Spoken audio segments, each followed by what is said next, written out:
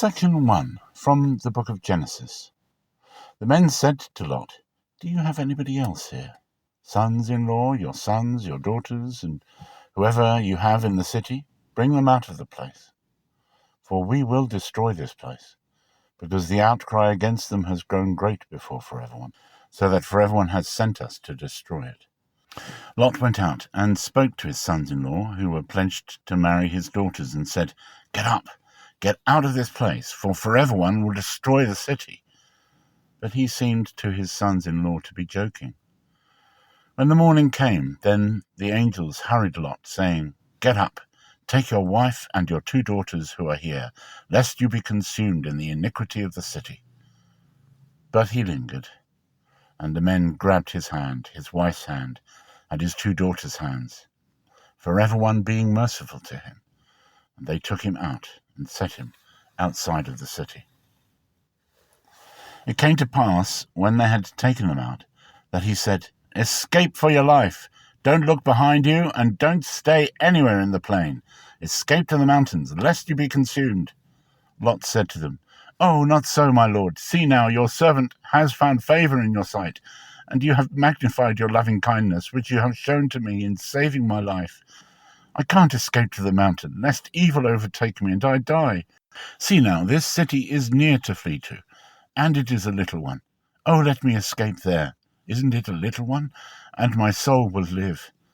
He said to him, "Behold, I have granted your request concerning this thing also, that I will not overthrow the city of which you have spoken.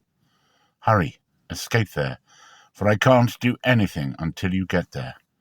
Therefore the name of the city was called Zoar. The sun had risen on the earth when Lot came to Zoar. Then everyone rained on Sodom and Gomorrah sulfur and fire from everyone out of the sky. He overthrew those cities, all the plain, all the inhabitants of the cities, and that which grew on the ground.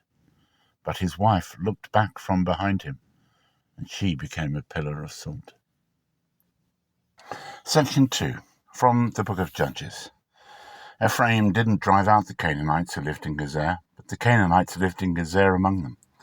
Zebulun didn't drive out the inhabitants of Kitron, nor the inhabitants of Nahalol, but the Canaanites lived among them, and became subject to forced labor.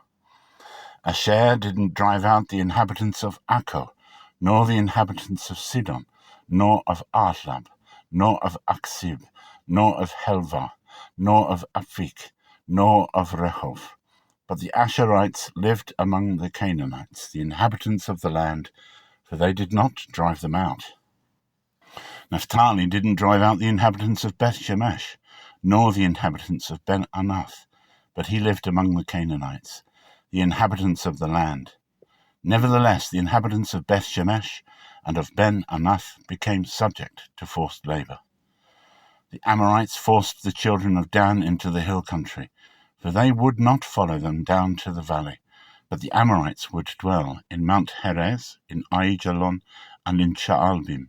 Yet the hand of the house of Joseph prevailed, so that they became subject to forced labor. The border of the Amorites was from the ascent of Akrabim, from the rock and upward. The angel of everyone came up from Gilgal to Bochim and said, "I made you to go up out of Egypt, and have brought you to the land which I swore to your fathers. And I said, I will never break my covenant with you, and you shall make no covenant with the inhabitants of this land. You shall break down their altars. But you have not listened to my voice. Why have you done this? Therefore I also said, I will not drive them out from before you, but they shall be as thorns in your sides, and their gods shall be a snare to you." When the angel of everyone spoke these words to all the children of Israel, the people lifted up their voice and wept. They called the name of that place Bochim, and they sacrificed there to everyone. Now when Joshua had sent the people away, the children of Israel went every man to his inheritance to possess the land. The people served everyone all the days of Joshua, and all the days of the elders who outlived Joshua, who had seen all the great work of everyone that he had worked for Israel. Joshua the son of Nun, the servant of everyone, died, being 110 years old. They buried him in the border of his inheritance in Timnath-Heres, in the hill country of Ephraim, on the north of the mountain of Gaash. Also all that generation were gathered to their fathers, and there arose another generation after them, who did not know for everyone, nor yet the work which he had worked for Israel. The children of Israel did that which was evil in the sight of for everyone, and served the Baals. And they forsook for everyone the God of their fathers, who brought them out of the land of Egypt, and followed other gods, of the gods of the peoples who were around them, and bowed themselves down to them, and they provoked for everyone to anger. They forsook for everyone, and served Baal and the Ashtaroth. The anger of for everyone was kindled against Israel, and he delivered them into the hands of spoilers who despoiled them, and he sold them into the hands of their enemies all around, so that they could not any longer stand before their enemies. Wherever they went out, the hand of for everyone was against them for evil, as for everyone had spoken, and as for everyone had sworn to them, and they were very distressed. For everyone raised up judges who saved them out of the hand of those who despoiled them. Yet they didn't listen to their judges, for they played the prostitute after other gods, and bowed themselves down to them. They turned aside quickly out of the way in which their fathers walked, obeying the commandments of for everyone, but they didn't do so. Section 3, from the first book of Chronicles.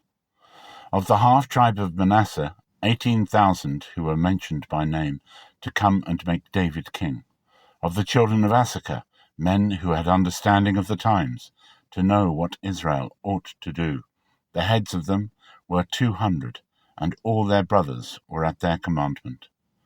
Of Zebulun, such as were able to go out in the army, who could set the battle in array, with all kinds of instruments of war, 50,000, and who could order the battle array, and were not of double heart. Of Naphtali 1,000 captains, and with them with shield and spear 37,000. Of the Danites who could set the battle in array 28,600.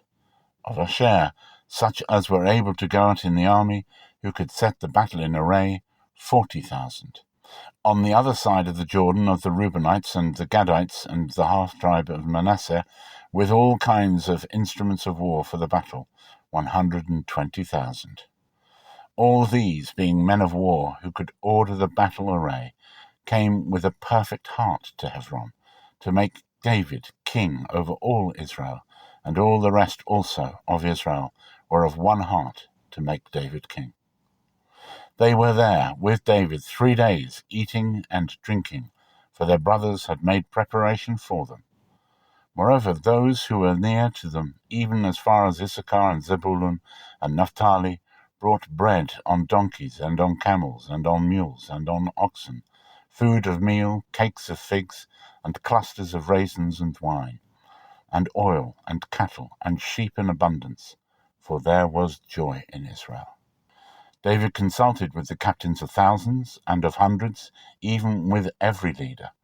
David said to all the assembly of Israel, "If it seems good to you, and if it is of for everyone our God, let us send abroad everywhere to our brothers who are left in all the land of Israel, with whom the priests and Levites are in their cities that have suburbs, that they may gather themselves to us.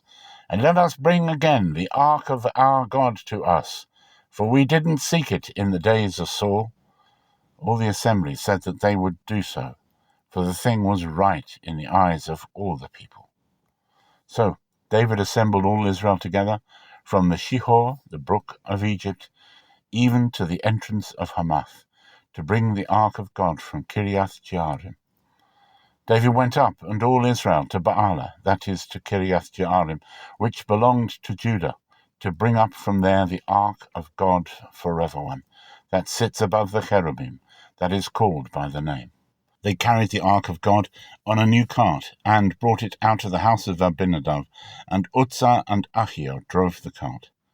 David and all Israel played before God with all their might, even with songs, and with harps, and with stringed instruments, and with tambourines, and with cymbals, and with trumpets.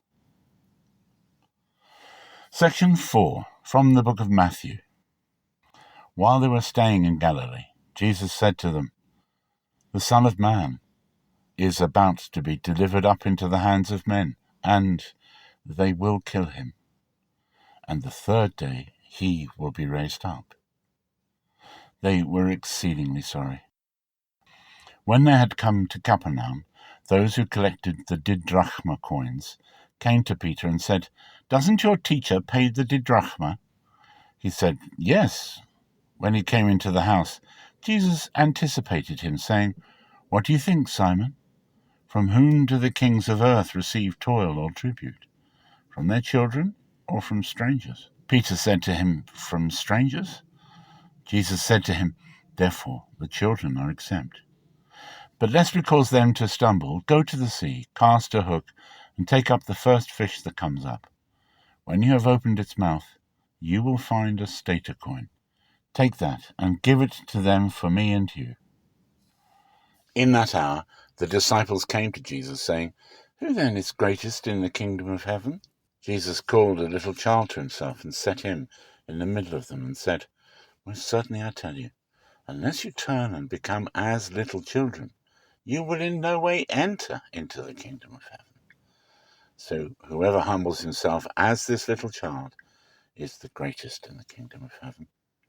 Whoever receives one such little child in my name receives me. But whoever causes one of these little ones who believe in me to stumble, it would be better for him if a huge millstone were hung around his neck, and that he was sunk in the depths of the sea. Woe to the world because of occasions of stumbling, for it must be that the occasions come. But woe to that person through whom the occasion comes. If your hand or your foot causes you to stumble, cut it off and cast it from you. It is better for you to enter into life maimed or crippled, rather than having 2 hands or 2 feet to be cast into the eternal fire. If your eye causes you to stumble, pluck it out and cast it from you. It is better for you to enter into life with 1 eye, rather than having 2 eyes to be cast into the Gehenna of fire. See that you don't despise one of these little ones, for I tell you that in heaven their angels always see the face of my Father who is in heaven. For the Son of Man came to save that which was lost."